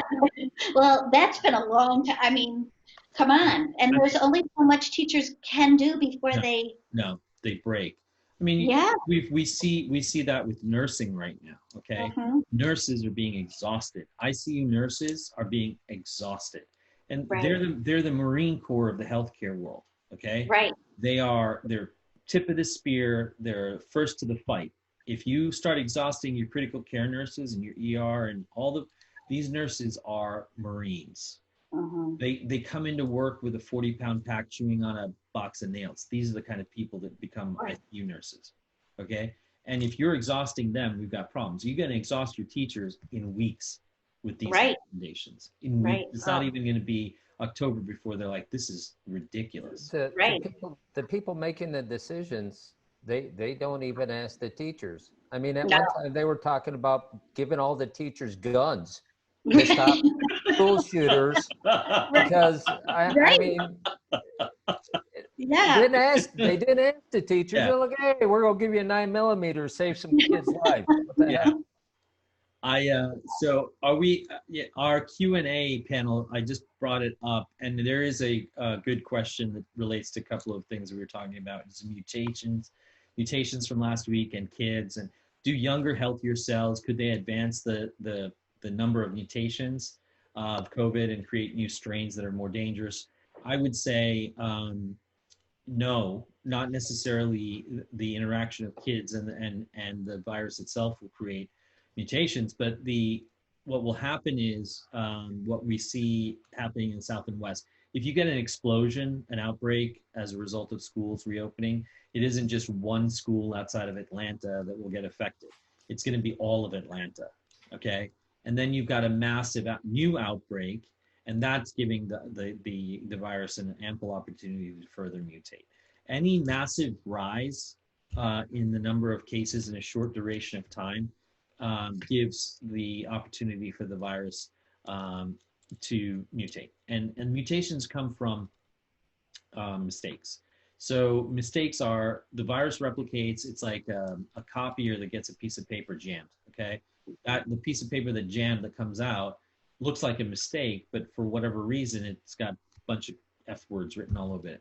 A mutation is a mistake in replication that ends up being either more virulent and more dangerous, or less virulent and less dangerous.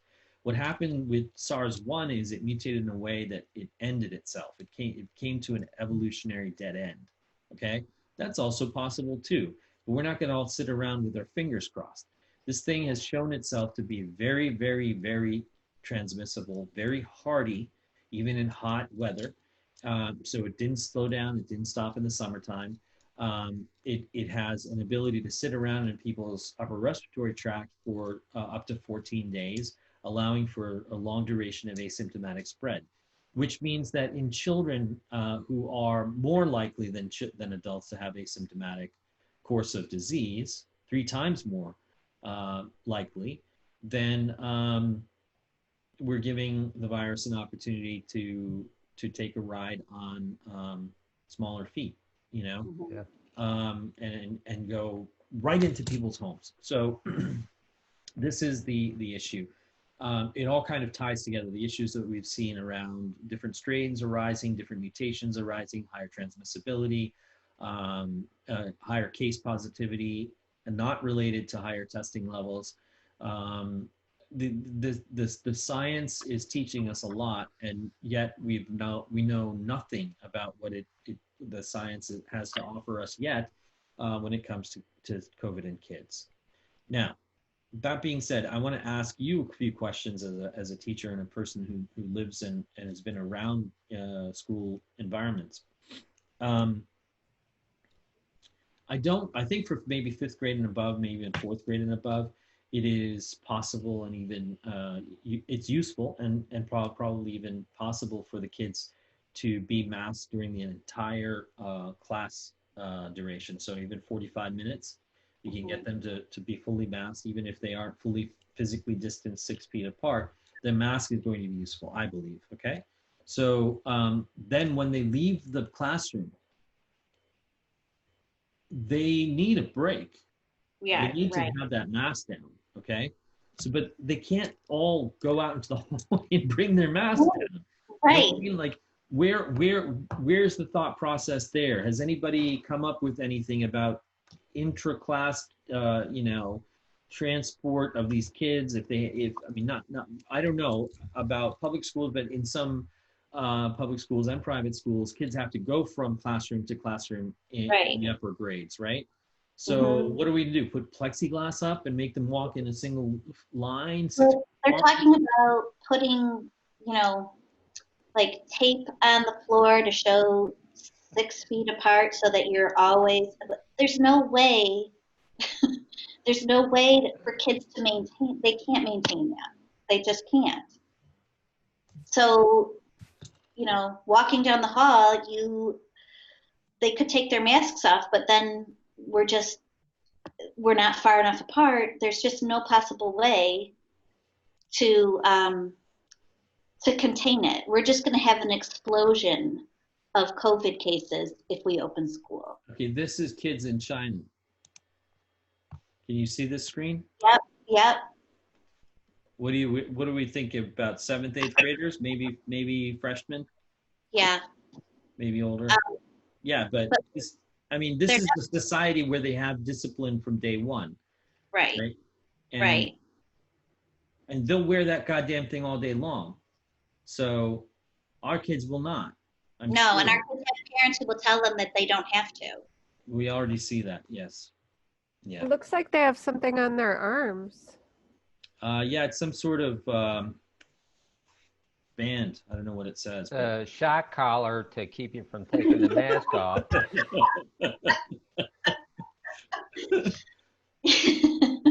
Yeah, it's going to be an explosion because Yeah. How do I stop sharing my screen? I don't know. Yeah. I think it's magical thinking. There we go. You know what I mean? Right? yeah. I installed some plexiglass. They wanted it 6'6" high. Mhm. And I said, you know, of course it can't get over 6'6". Right. Because it's magical thinking that it can go higher than 6'6". Right. That's its pole vault threshold. Yeah. So it's magical thinking that kids are going to get in between classes. Okay, now, and you're up, yeah. And now, so let's go back to what I said about cohorts and bubbles in New Zealand. Every kid that walks into let's use you as an example, walks into your classroom day one has tested negative for COVID. You've tested negative for COVID within the last 7 days, and we hope that none of you contracted it in the 7 days prior to starting school. But that's the level of safety we can achieve at this point. Reasonably, how often can we test you and those kids? Once a week? Once every 2 weeks? Right. Well, we don't even have, well, you were just saying that there's such a backlog in getting test results back. So we could test all we want, but we're not going to know. And then we'll all still be in the classroom and we could have it. Now, how often will those kids interact with kids that are not in their class? All the time. All right. Yeah. They're going to be out on a playground. Yeah. So they'll be in contact with children who are at least in their grade or their grade and a grade above or a grade below. How many kids are in, I know there's no average, but I'm just trying to get a picture of a general suburban public school. How many kids are in 4th grade? Not in the classroom, all of 4th grade. All of 4th grade? Depending on the school district, you probably would have 2 or 3 sections of 4th grade with up to 30 kids in each section. So it could be, 100 kids. 90. Yeah. Between 75 and 90 in an average school. Like in a suburban. Yeah. Sanjay, in the school district of which you live, which is the Lake Lehman School District, I believe that the Lehman-Jackson building, right down the street from my house. Yes, go ahead. Yeah, the class size of that for 4th grade is probably 180. Wow. Between the different, so in each building, so probably 90 in each building between the 2 buildings. Okay. And that's what I said. Yeah, so 90 to 100. But wow, that's a lot of kids, isn't it? When my mom was teaching, I mean, she was teaching kindergarten, and I have no idea how she did it, but she had she would have class sizes one year of 22, and then she'd have class sizes the next year of 33. So and there are 3 or 4 or 5 sections depending on the year. So if there was a year with 5 sections of a grade, that means that they had to add it because by the school board policy, they would add it when you hit 100 kids in a grade. You'd have to add another section. Okay. So that would mean that year they had 125, and you're talking elementary school. When you get to the junior senior high school, that is right down the road from your house, ends up being 3 elementary schools of 2 of similar size, so 90 plus 90 and 1 half size. So 90 plus 90 plus 45 is 180 to 225 per grade times 6 grades. And they all eat in the same cafeterias, in the same gyms, in the same. This is Lake Lehman? Yeah. My graduating class back in a long time ago, was 208, and that was, a long time ago. That was high school or 8th grade? That was my high school class. Okay. High school class was 208, and they combined the junior and senior high school since I was there, so now it's 200-ish times 6 grades. So yeah, it's got to be much bigger. So, and we are, and would you agree, John, that we are suburban, right? We're not even suburban like you would see outside of Philly. You know, I think that's probably not accurate, because school districts, at least in Pennsylvania, are determined by population size. Okay. So, you know, we've got the Lake Lehman School District is certain areas in Luzerne County, plus a little bit of Wyoming County. Uh-huh. But then, like the Dallas School District is just Dallas Borough and Township. Right. So you know, each school district in the Northeast region at least has about the same number of students, even though their geographies may be different. Okay. So you've got 7 school districts in the county. They all have the same amount of things. Like, I think Wilkes-Barre has 3 high schools because there's a bigger concentration of people and they're all in the city. All the Wilkes-Barre high schools are terribly overcrowded. All right, that's all I know. Yep. Okay, so are we coming up on? Yeah, we're over. So Cindy just chimed in and said her high school graduating class was 863. Yeah, that's ridiculous. Mine was 108, and my kids go to a school where nursery through 8th grade, the entire school count is 144. So, I mean, that's a private school. It's it's tiny. It's smaller than the large private school that's just down the street from them.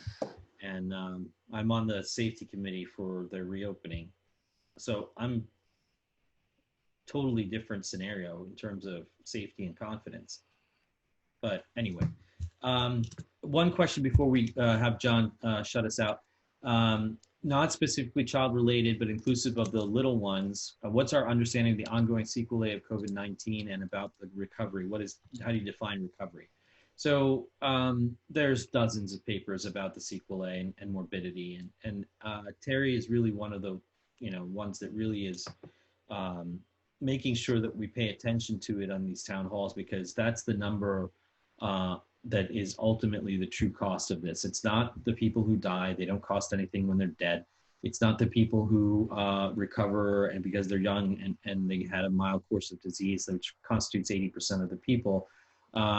It's those that are in their 30s, 40s, and 50s that are part of the productive workforce, but get sick, and our mothers, fathers, and other professionals that don't feel well even after they've gotten negative results, swab results. They've gotten home or out of the hospital, and it has been 2 or 3 weeks or 2 or 3 months, and they still can't catch their breath up a flight of stairs. They have bone and joint aches, and they have cardiac issues, neurodegenerative issues, respiratory problems, fibrosis, kidney injury, and their insurance companies are getting a bill every 3 days for tests and this and that.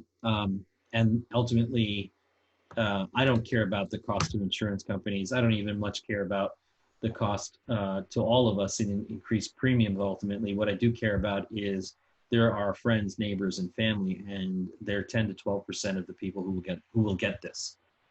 10 to 12% of the adults who get this will have that for the rest of their year or 10 years or life.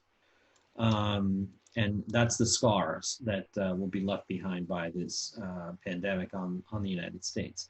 As far as what it does to kids, we don't know. We do know this one multi-systemic inflammatory syndrome, and that we do know that 3 kids have died from it.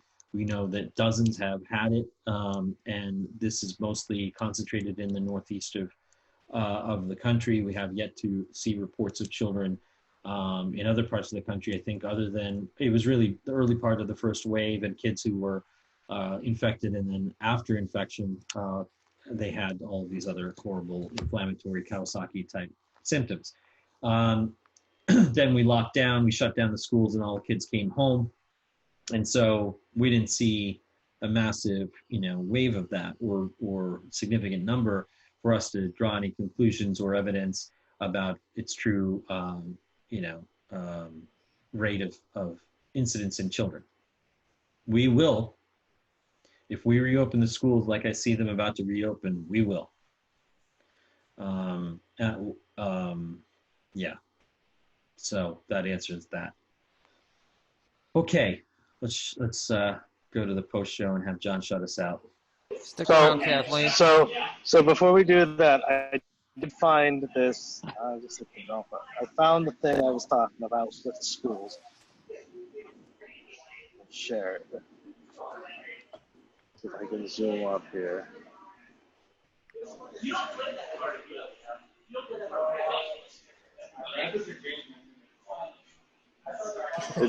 I don't understand it, but it's what it is. Health officials warn of a possible resurgence of COVID that may coincide with the onset of the traditional flu season. Therefore, Misericordia will begin classes early and have run continuously up to November 24th, no Labor Day or two fall days. Okay, so that makes no sense whatsoever. It one has nothing to do with the other. One has nothing to do with the other. Yeah, God, let's not get the flu involved. It all comes down to a lack of leadership at the top. So everyone's just searching right now, right? Yeah, Well, I don't think it's innovative thinking. I think it's fearful. I mean, I think it's just not. It's not evidence based. I don't have an opinion on that. I just think it's not reasonable. Yeah, I think they're saying, how do we know that if they, it's going to be easier to determine if you are one or the other earlier on or whatever, or later on, I guess. But, it's not just one school. It's every single college and university in the area and across the state has made these very strange schedule adjustments. And if you ask me, it's so they don't have to heat their buildings in December. But anyway, that's me thinking as a former administration level thinker. Like, save some money, we won't have to turn on the heat. But whatever. Good point. Okay, thanks everyone for coming to week 17. We'll see you next week, and we'll continue. We don't have topics yet, but thanks John for producing. Thank you, Karen and Terry, and we'll see you all in the post show and next week.